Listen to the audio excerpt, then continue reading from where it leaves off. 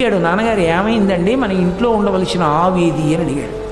కార్తవీర్యార్జునుడు వచ్చాడురా, నేను ఆతిథ్యం ఇచ్చాను, ఆతిథ్యం అంతా తీసుకుని చెప్పను కూడా చెప్పలేదురా, ఆవును తోలుకు రండిని దూడని విడిచిపెట్టి ఆవుని ఎత్తుకుపోయాడు రా అన్నాడు. అంత పని చేస్తాడా నాన్నగారు, చెప్తానుండండి అని వెంటనే తన పరశు తీసి భుజాన వేసుకుని పరిగెత్తాడు. అనేటప్పటికీ రాజులు సైన్యం అందరూ కలిశారు, ఆయన మీద బాణప్రయోగం మొదలుపెట్టారు.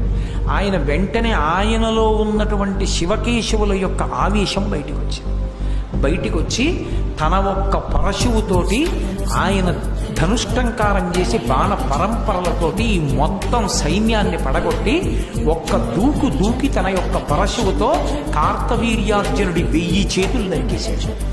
1000 చేతులలో 500 ధనస్సులు పట్టుకుని 500 బాణాలని ఏకకాలంలో ప్రయోగించాడు పరశురాముడి మీద. అసలు మీరు ఆ యుద్ధం జరిగితే ఆశ్చర్యపోతారు, అంత గొప్ప యుద్ధం అది.